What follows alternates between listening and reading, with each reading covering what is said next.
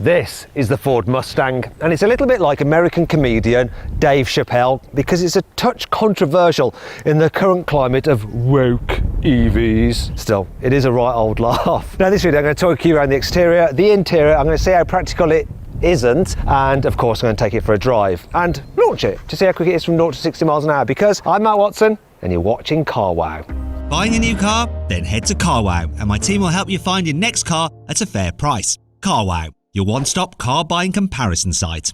Let's start this video by talking about the design of the Mustang. This rear part here, it just harks back to the old Mustangs of yesteryear. I especially like, I don't know why I said it like that. I especially like the taillight design. Now this is the Mach 1, so you get the Mach 1 badging there instead of a GT, and you also get this little boot lip spoiler and a rear diffuser. Plus, you get larger quad tailpipes. You get quad tailpipes as standard, but they're bigger on this Mach 1. And they're real, 100% real, which is good. Moving down the side, you have 19-inch alloy wheels as standard, but the Mach 1 gets some unique designs, and you can actually upgrade to forged alloy wheels as well if you want. Obviously, you've got this classic design of the Mustang, beautiful two-door coupe, some side skirts.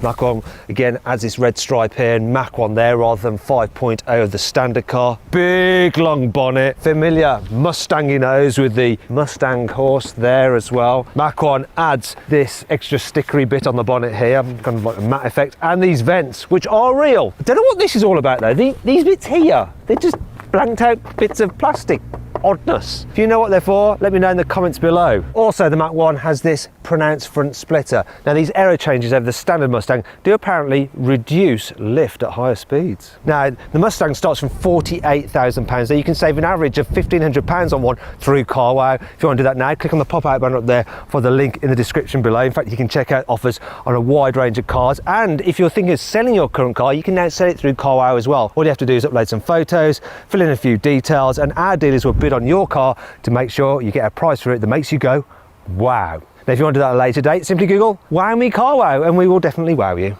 Here on the inside, the Ford Mustang's interior does hark back to those from the past, and this being the Mach 1, it has some unique trim here on the dash, some Mach 1 badging and Mach 1 badging again on the sills, plus it has a unique gear knob, which is very nice. The design is pretty simply laid out, easy to use. You get this infotainment screen here, which as standard doesn't come with satellite navigation. There's no hardship because you get Apple CarPlay and Android Auto as standard, and the infotainment system itself is okay to use.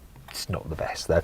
Digital driver's display is nice and big, and depending on which mode you're in, you have a slightly different look of the dials. Look, oh, when you go to race, yeah, I don't like the rev counter when it's in race. Let's just put it back. Steering wheel feels pretty sporty, and the driving position, well, it's quite a nice driving position, and there's enough adjustment in the steering wheel. Where is the bloody, there it is.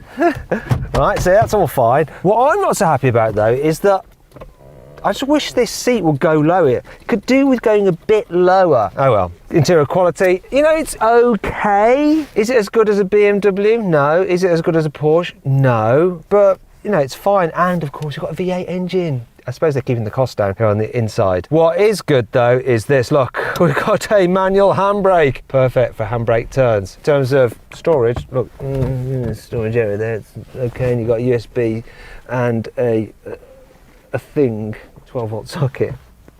Glove box isn't particularly large, it's just okay again. But you have this extra weird storage area there, which I suppose you put your coins in for parking or whatever. Does anyone pay for parking with coins nowadays though? Anyhow, you got another USB down there, another 12-volt socket, and pretty much that is all you need to know about the front. But of course, this is a coupe with some rear seats, so I'm just going to jump into the back. Now I just have to pull this lever here, and then yeah, the seat's not sliding forward. This is going to be embarrassing. Right, I'm going to move out. I'm going to move this out the way so you can see what's going on back here. Oh, annoying. When I put that back, you can see that there is just about enough knee room, though my feet feel like they're in a bear trap. I can't move them. There's this here to help me get out. That's good. Headroom makes me want to get out right away. It's pretty bad that you end up putting your head on this back piece of glass. So if ever you go over a bump, you're going to smack your head off there. That's going to be awful. Now, if you need to carry a baby seat back here, there ain't much room to do it, but you might be able to if you push the passenger seat forward, and then you've got to find the ISOFIX points, which are somewhere hidden in there, quite a long way. There, you can fold down the rear seats for some through loading. That sounded so cheap. But it's not particularly nice back here. You could do a short distance if you had to, but yeah. It is better back here though than a Porsche 911. I'll give it that. That's not saying much really. The boot capacity on this Mustang is actually pretty decent. It's 408 litres, which is more than enough room for me.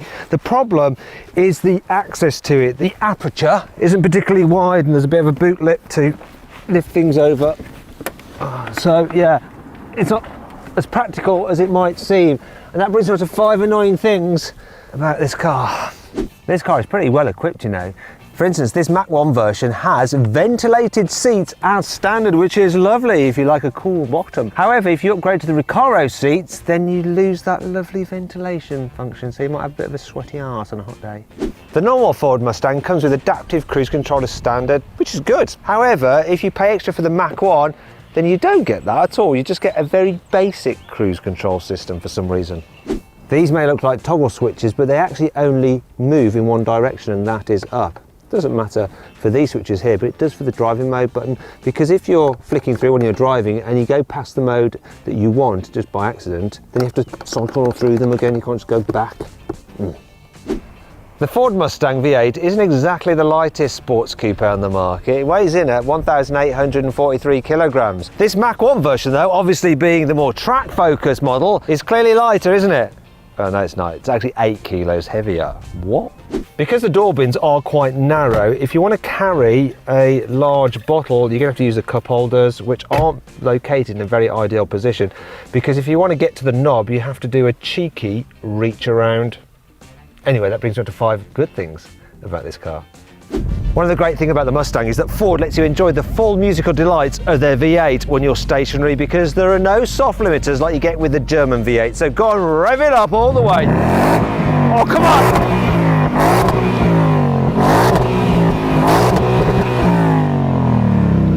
I love it. One more. Oh. Great. While you can be raucous with the exhaust, there is also a quiet setting. So it's less intrusive, and beyond that you even have a quiet start mode where you can actually set the car so that it'll start quieter, and then the exhaust valves will open up as you drive off so you don't disturb your neighbours. And you can even set a quiet time so that it knows to start on quiet mode if it's early in the morning or maybe late at night, depending on how you set it. If you go for the Mach 1 version of the Mustang, you get some chassis upgrades, including stiffer front springs and anti-roll bars, recalibrated dampers. You also get a bigger brake booster and special fins underneath the car to feed cold air over the brakes to help cool them if you're doing some track work. Also, you get the rear subframes from the Shelby models, which you can't get in the UK, so it's just a bit more sporty. Because this car is a Mustang, Ford thought it'd be funny to make the sound of the indicator repeater to mimic the clippity-clop of a horse trotting, so have a listen to this.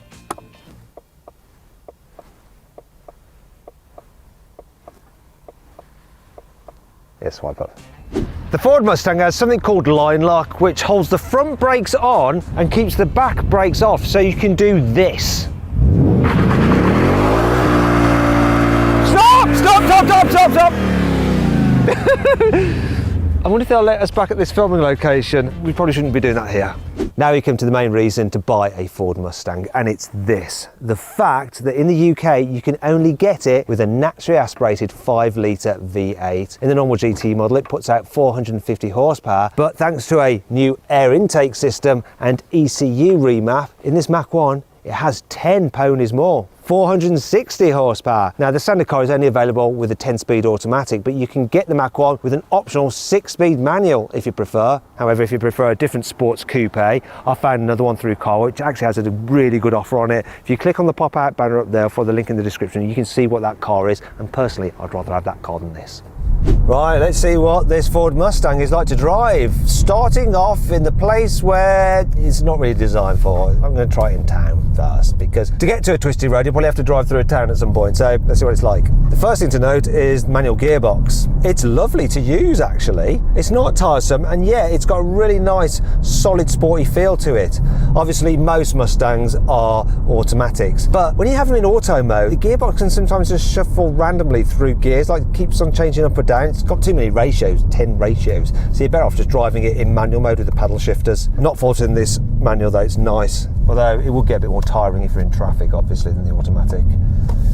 I tell you what's also nice, this Mach 1 has adaptive suspension, so it doesn't feel overly firm over bumps, this car, and the normal car with its standard springs is actually pretty decent around town as well, so if you hit a pothole or a speed hump, it's okay. What's not quite so good though is the visibility, so that long bonnet does make it hard to actually position the car through tiny gaps, so that is a bit of a problem. Back window is actually quite big though.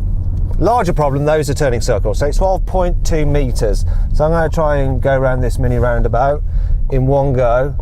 I'm not going to do it, I don't think, without probably doing my wheel, so yeah, they're laughing at me. Yeah, she just thinks I'm an idiot. This guy's going to think I'm a pain in the arse. Sorry, thank you very much for being patient. Yes, he's actually laughing. And rightly so. It's a long car, this, despite the fact that inside it feels quite short. Not much room really. But you don't buy a Mustang for that, and really, for the reason you buy it, it's more than capable of just coping with town driving as well. Now, as you get out onto faster roads and on the motorway, this thing is pretty decent. So it's more comfortable than you'd imagine. That's partly due to the seats. They are really soft and squidgy, yet they do hold you well enough in place when you're going quick around corners. You do get a bit of tyre noise because you've got big tyres and some wind noise as well, but it's bearable. Less bearable is the economy. So this car is averaging 21 miles to the gallon, which is actually slightly better than I was anticipating, but still, it's pretty poor, isn't it? You're going to be filling this car up a lot and it will cost you quite a bit to run. Now let's see what this Mustang is like on a twisty road. I'll tell you what, the throttle response is crisp. It's naturally aspirated engines for you. It feels like a big thing going down a narrow British country road, but also a fun thing. And I'm surprised at how well the suspension deals with the undulations and generally crappy surface. The steering is sort of slow, but you get some feel through the steering wheel, so you can tell how much grip you got on the front tyres. And if you push too hard, it will start to wash wide, but then you can correct it with the throttle and start to get the back end coming around a bit. It really is a sporty feeling car. I like it. Thing is though, you know, it's a bit more of a bruiser than a precision instrument, like say a Porsche Cayman. And if you want to see my full-length video review of a Porsche Cayman, click on the pop-out banner up there for a link in the description below. I do like it though, and I love the noise. I also like the fact that we've got all the safety systems just there, so that I don't crash into the car that's filming me, the one in front. I know it's their safety system, it's fine. The 0 to 60 of this manual Mach 1 Ford Mustang is supposed to be 4.8 seconds, but what will I get? I'm going to test it right, especially its timing gear. I'm not going to use launch control because I'll need some more stability control to help me out with this, but let's see what I can do just in Sports Plus mode. Yeah, it's doing what I thought it would. That was rubbish. 6.86. Even with the stability on and my rear wheels were spinning, it was trying to like rein it in a bit, but oh gosh. Cold tyres, cold day, yay. Okay, I'm going to try it again. I'm going to hold it on the handbrake. Here we go. Same thing. You really have to rev this engine to get the most out of it. That was worse. Sorry, America. Now I know you're all commenting, Matt's a rubbish driver, he can't launch control, he needs an automatic launch control. Yeah, I know, alright. Alright then, if you insist, I'll have one last go. I'm going to do it in race mode rather than Sport Plus, if that helps. Here we go. No, just parked. And spun into second, but I did a better time. 6.01. Okay, one last go.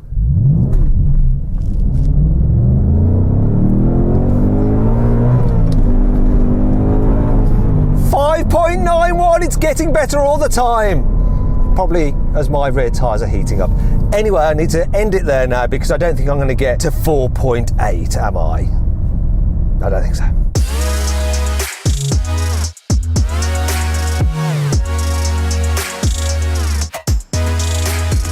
So then what's my final verdict on the Ford Mustang? Should you avoid it? Should you consider it? Should you shortlist it? Or should you just go right ahead and buy it? Well, there'll be those people who want a Mustang and yeah, go right ahead and buy it if you're one of those. However, for everyone else, I think if you're looking for a sports coupe, you should consider it. I mean, it does have its flaws, but it's also quite charming. Anyway, I hope you all enjoyed the video. If you did, give it a like. Let me know what you think of the Mustang in the comments below. Click on those windows there to watch some more videos. And if you click on that box there, you can go to CarWow to sell your car. Our dealers will bid on your car to get you a price that makes you go, wow.